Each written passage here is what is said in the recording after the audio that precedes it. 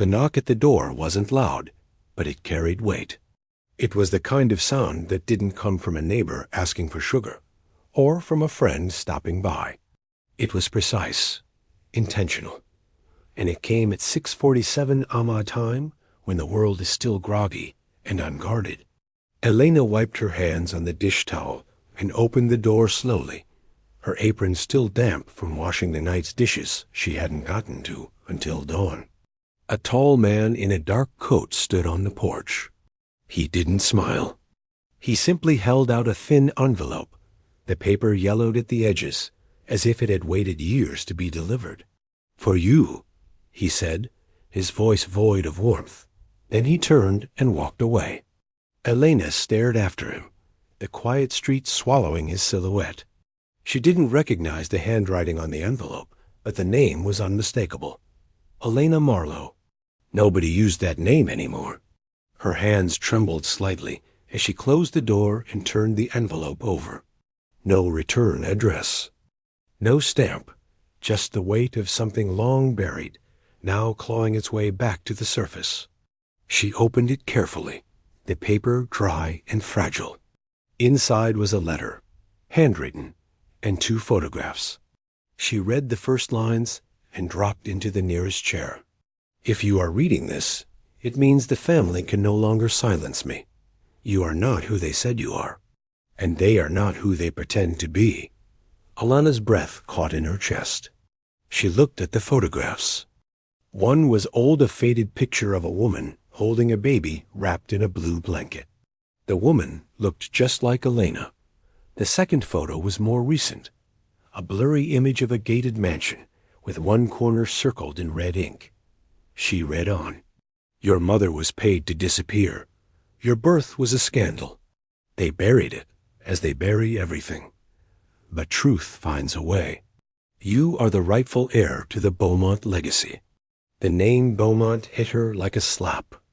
Everyone in town knew that name. The Beaumonts owned the banks, the gallery, the winery. They had their names etched on buildings and hospital wings. And they lived in that same mansion circled in the photo like royalty, sealed away from the rest of the world. Elena stared at her peeling kitchen walls, the cracked tile, the second-hand toaster that sparked every time it worked too hard. It couldn't be true.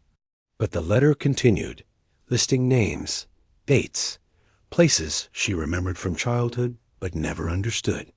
A hospital birth certificate signed under a different name.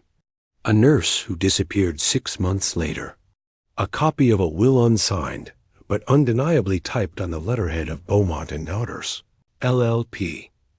Elena sat with the letter for hours, rereading every line. The morning light shifted. Her neighbor's dog barked. The world kept moving, but she felt outside of it. By noon, she had pulled out the one cardboard box she kept in the closet marked Past. Inside were her mother's old letters, a few photographs, and a worn baby bracelet with tiny beads spelling E. Liena.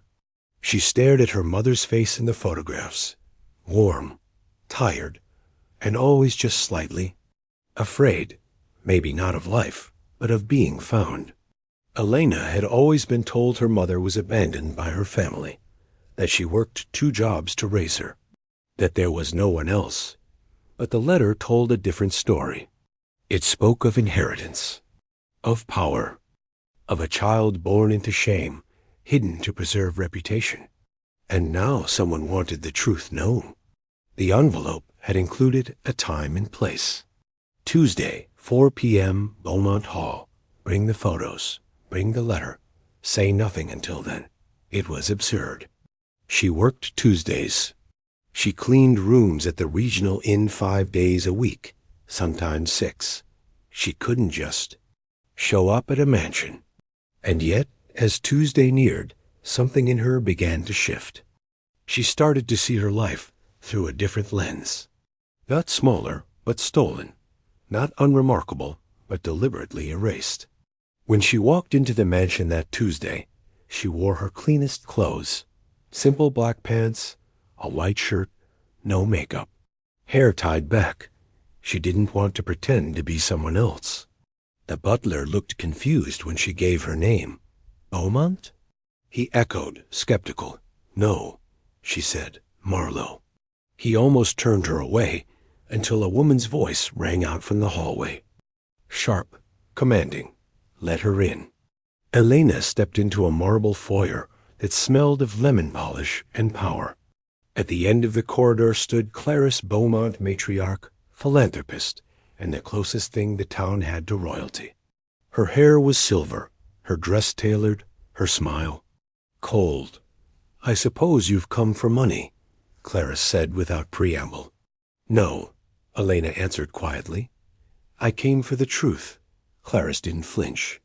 You are never meant to know, she said. Elena held out the photographs, the letter. Clarice didn't even glance at them. Do you think a few old papers change anything? Legacy isn't in blood, it's in control. But I am blood, Elena said. Clarice laughed. That may be. But who would believe you? You think these people, the press, the lawyers, they'd turn against me? Against us for a housekeeper's daughter? Elena didn't answer. She simply opened her bag and pulled out one more item, a voice recorder. She pressed play, and the room filled with the sound of an old man's voice. Gravelly, weakened, but clear. She's mine, Elena, my daughter. Clarice made me sign the papers, said the scandal would ruin us. But I never stopped wondering what happened to her. Clarice's face went still, then pale. The voice played on. If she ever comes back, tell her I'm sorry, and that the vineyard was meant to be hers. I left instructions in the old ledger. She'll find them there. Elena let the recording finish. Then silence. Outside the room, a pair of footsteps halted. Someone had been listening. Elena didn't turn to look. She didn't need to. She simply placed the letter, the photos, and the recorder on the grand piano, then met Clarice's eyes. I don't need your approval, she said. Only the truth. Clarice didn't respond. For the first time, she had no words. Elena walked out into the evening light, her heart heavy, but no longer hidden. By the time Elena reached the gates, the weight she'd carried her entire life had changed shape. It wasn't gone, but it was no longer shame. She walked down the driveway, past rows of manicured hedges and iron lanterns that flickered on with the dusk. The mansion behind her remained still, its secrets finally disturbed, like a mirror cracked from within. That night, Elena didn't sleep. She sat by the small kitchen table with the voice recorder clutched in her hand like a lifeline. She didn't know who the man on the tape was, but his voice knew her. And someone whoever had sent the letter wanted her to find it. The envelope hadn't just arrived. It had been orchestrated, timed, meant to break the silence. The next morning, she went to the public records office and asked for access to historical ledgers. The woman behind the desk was used to denying requests especially from people like Elena, but something in Elena's eyes held her. She returned with a thick, dust-covered book. This belonged to the Beaumont vineyard, archived after the founder's death in '98. Elena opened the pages gently. The ink had bled in places, but the names were clear. Donations, transactions, land purchases. And then she saw it. A note scribbled in the margin of a financial entry. If ever claimed, the deed shall pass to the child known as E.M. See private safe, ledger key under top drawer. Elena closed the book. There it was. Not a fortune. Not glory. Proof. Notarized. Dated. Handwritten by Edgar Beaumont himself, Clarice's late husband. The next few days blurred into hushed calls, quiet meetings. Elena contacted a friend of her mother's, someone she remembered from the old apartment building. A woman named Marta, now retired, who once worked as a nurse. Marta's voice trembled when Elena showed her the photos. I remember her, she whispered. Your mother. She cried when she left the hospital. Sighed they told her she had no choice, that she wasn't good enough to keep you. But she did anyway. She ran, changed your name, hid for years. Marta signed a sworn statement. So did an old attorney who remembered the hush money payout made to a young housemaid in the early '80s. He'd handled it under pressure, sealed documents, but he had kept a copy. One by one, the fragments came together, paper by paper, name by name. The story the Beaumonts had buried was unearthing itself quietly, stubbornly, like a vine growing through concrete. Elena never once demanded money, never raised her voice. She didn't hire a lawyer, nor knock on the mansion door again. She simply compiled the evidence, scanned every document, and submitted the file anonymously to the Chronicle, the town's only paper, not owned by the Beaumont Foundation. The editor read every line. It was undeniable. 1 week later, the headline spread across the town like a thunderclap. Beaumont heiress hidden for decades, scandal, silence, and the woman who returned. The paper published photos of the ledger, the nurse's testimony, the voice recording, and Elena's photo. Taken outside her apartment, her eyes heavy with sleepless nights, but steady. Clarice tried to deny everything. Press statements were released. Lawyers threatened lawsuits. But the documents were clear, and more witnesses stepped forward. Former staff, nurses, drivers. They remembered whispers. They remembered Elena's mother crying in the servants' corridor. Soon it was national news. Illegitimate daughter of Vineyard Empire reclaims name. Hidden child speaks out. All I ever wanted was the truth. Reporters swung the mansion gates. Clarice stayed inside, curtains drawn. The Beaumont children grown, polished, with degrees and trust funds, remained eerily silent. But one of them, Thomas the youngest, sent Elena a message. 4 words. I always wondered too. She didn't respond, not out of anger, but because she wasn't ready to share that space, yet not with someone who had benefited from a lie she paid for with silence. Weeks passed. One morning, a letter arrived in a green envelope. This time it was official. An invitation to a board meeting at Beaumont Vineyards. Elena stood outside the gates again, same clean clothes, same calm eyes. But this time she was expected. The meeting was short. The legal counsel confirmed the testament. The board, under public pressure, acknowledged the bloodline. Her name was added to the family register, not as a figurehead, as an owner. A 28% stake in the company. Elena didn't cry. She didn't smile either. Instead, she asked for something else.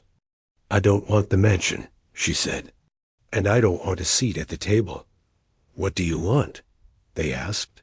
She looked out the window at the vineyard rows stretching into the horizon. I want the old workers' housing restored. I want scholarships for their children.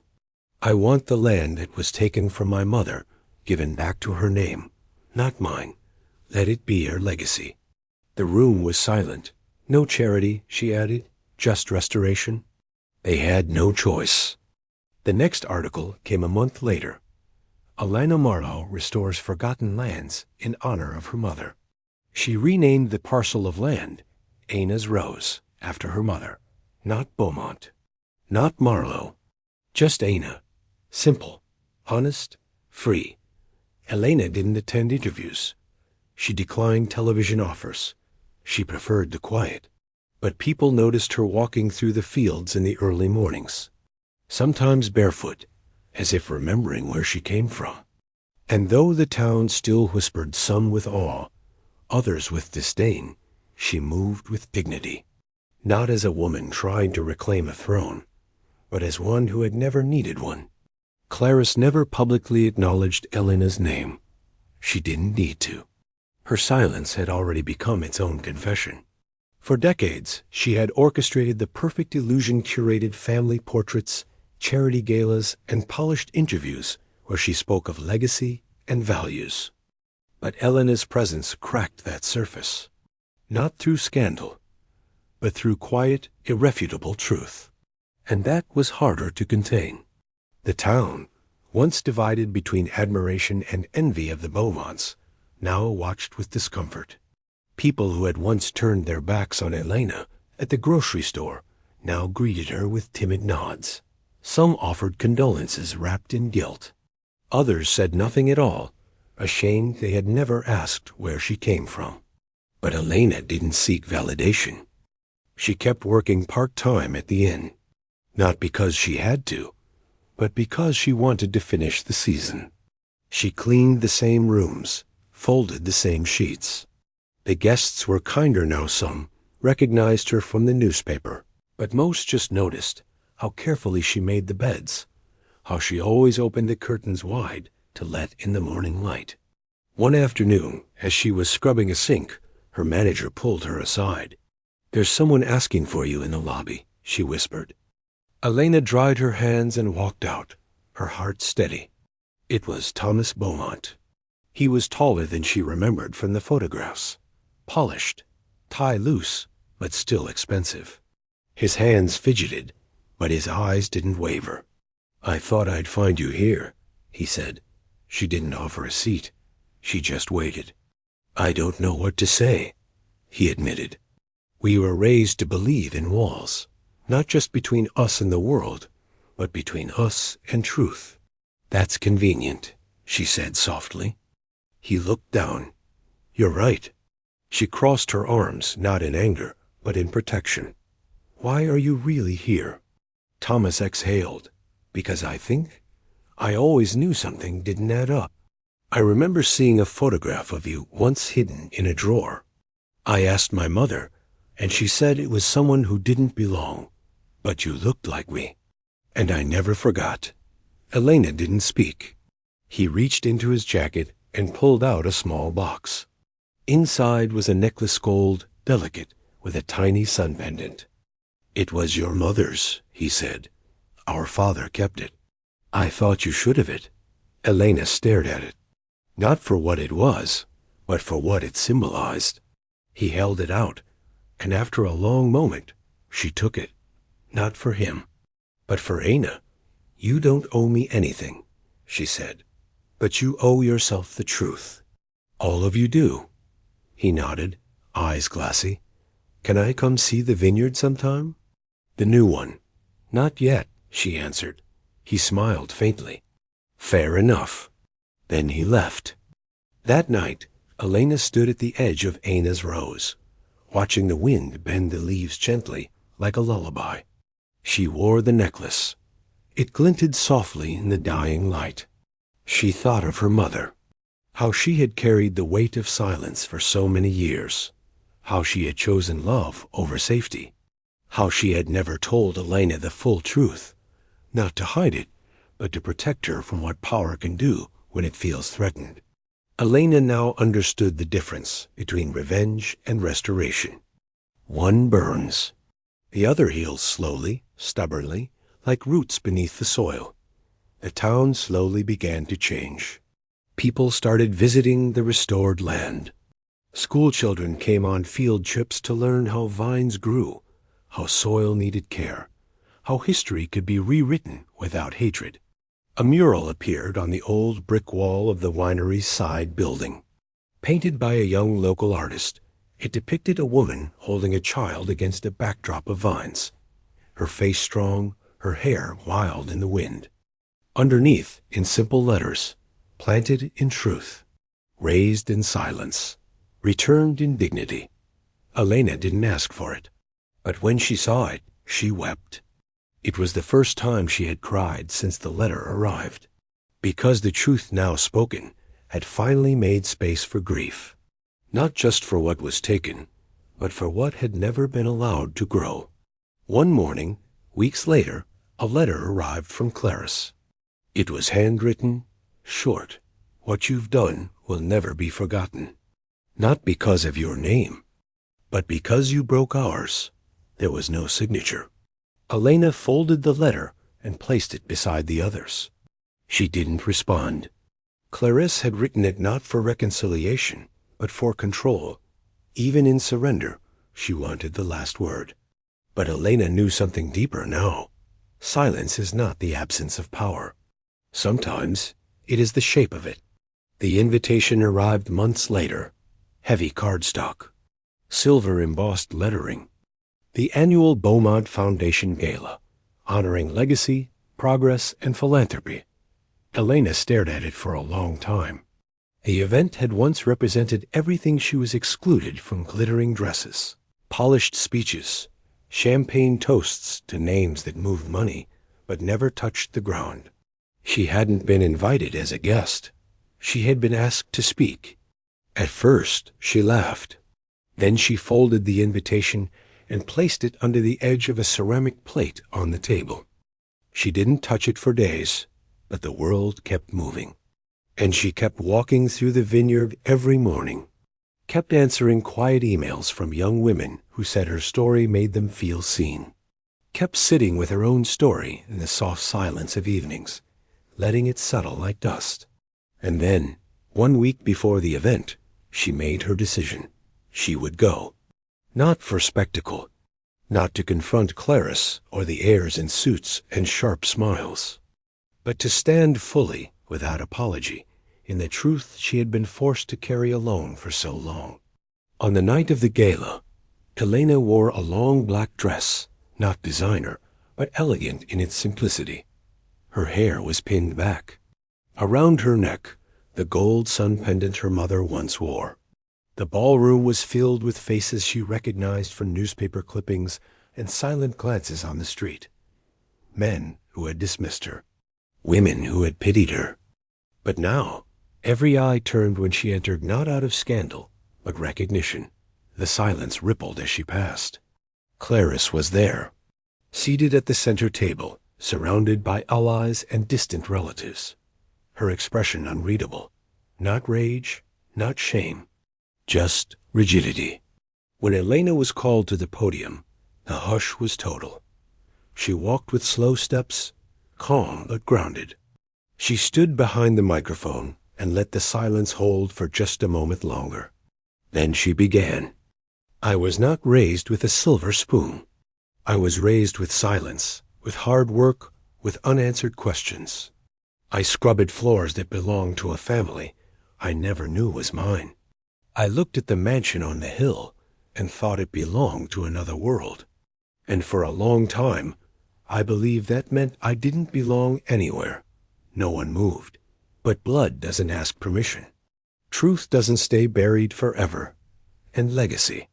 Legacy is not what you leave in a vault. It's what you leave in people. She paused, looked at no one, but felt every gaze. I didn't come here to take anything back. I came to honor someone who never had a seat at this table, my mother. A woman who was silenced, erased, paid to disappear, and who, despite it all, raised me with dignity. A few heads turned. Clarice didn't blink. I don't want your apologies. I don't need your applause. I am not here to punish. I am here to remember. To remind you that truth is not scandal. It is liberation. She placed the voice recorder on the podium. The same one from before. This was his voice. My father's. The man whose name built these walls. He never held me. But he spoke the truth when it mattered most. And now, so will I. She stepped back and left the recorder playing. The ballroom echoed with the sound of Edgar Beaumont's trembling confession. Clarice stared forward, unmoving. Others turned pale. A few wept. But Elena walked away before it finished. She didn't need to see their faces. She had already won. Because winning wasn't about destroying them. It was about refusing to be erased again. Outside, the air was cool. The stars above exactly the same as they had from her small apartment window. Thomas found her by the parking lot. He didn't say much. Just looked at her and whispered, "You changed everything." "No," she replied. "The truth did." He nodded. They stood in silence for a while. Then she left, her heels clicking softly against the pavement like punctuation at the end of a long sentence. Back home, Elena removed the necklace and placed it beside a photo of her mother. "Do you see?" she whispered. "We're not invisible anymore." And for the first time in a long, long time, she slept without weight on her chest. In the months that followed, Elena became something no one had expected. Not a celebrity, not a symbol, but a mirror. Wherever she went, people saw themselves reflected not in her story, but in what it revealed about silence, about loss, about the quiet injustice of being erased in plain sight. She began receiving letters, not from media companies, but from women, from former housekeepers, secretaries, daughters of drivers, from young men whose mothers had told them only half-truths to protect them, from grandmothers who had stayed silent about adoptions, affairs, inheritance, rewritten by shame. They wrote things like, "Thank you for speaking what I couldn't. Your story helped me forgive my mother. I never knew why I was treated differently. Now I do." Elena read every one. Some she answered, some she held to her chest and cried. She never returned to the mansion, never asked for a key, never requested a portrait in the hall. Instead, she focused on Anna's rose. She expanded the land, hired locals, created a program where young girls from the town could learn agriculture, bookkeeping, and land stewardship. She named the new wing of the building the Root Cellar. There were no glass walls, no marble floors, but inside there were shelves of stories. Each girl who came through left a letter, a photo, a dream written in ink. They called it the Wall of Names. At the top, carved into wood by hand, was the first one, Anna Marlowe. She was never weak. She was silenced. One day, Elena received a visitor. Not a journalist, not a lawyer, but an older woman with kind eyes and a nervous smile. "I used to work in the Beaumont kitchen," she said. "I held you once. You were so small. Your mother," she cried, "every time you laughed," as if joy reminded her how close she was to losing it. Elena made her tea. They talked for hours. It became a pattern. People bringing back fragments of a life she had only known in shadows. A gardener brought a pressed flower her mother used to pick behind the chapel. A former driver gave her a cassette with a birthday song Edgar had recorded once, years before she was born. They had all remembered, silently, waiting for a safe moment to speak, and Elena became that moment. The town changed, too. The mural on the winery became a landmark. Schools brought students to hear her speak, not about revenge or legacy, but about listening. She never preached. She just told the truth in the way it had come to her, painfully, slowly, but without bitterness. 1 year after the gala, Clarice passed away. The funeral was private, held behind closed gates. Elena didn't attend, not out of anger, but because there was nothing more between them. The war had ended the day Elena chose truth over vengeance. But weeks later, a package arrived. No note, no return address. Inside, a single item, a silver frame. In it, a photograph of a much younger Clarice holding a baby. Not posed, not public. A candid moment, her face unsure, almost soft, eyes looking down at the child with something like regret or love. On the back, in faint pencil, one word, Elena. She held it for a long time. Some truths come too late. Others arrive exactly when they're ready to be seen. Elena placed the photo on the shelf next to her mother's. 2 women, one who fought to protect her, one who fought to erase her. Both part of her story. In time, Elena did change her last name, not to Beaumont, but to Marlowe Beaumont. Not as a claim, but as an acknowledgement. A way to carry both truths without erasing either. She wrote a book, quiet, reflective, not a tell-all. Just a collection of memories, photos, and reflections about legacy, silence, and truth. Its title was simple, The Names We Weren't Allowed to Say. It became a quiet bestseller, not because it shocked, but because it healed. And in the final chapter, she wrote, "This is not a story of revenge. It is the story of a woman who returned to the place that forgot her and remembered herself. She now wakes with the sun, walks through the rows of vines in bare feet. Her hands still work the earth.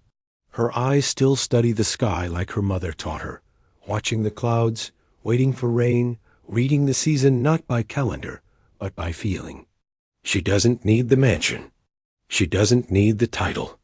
She carries something bigger now, a truth once buried, now fully alive.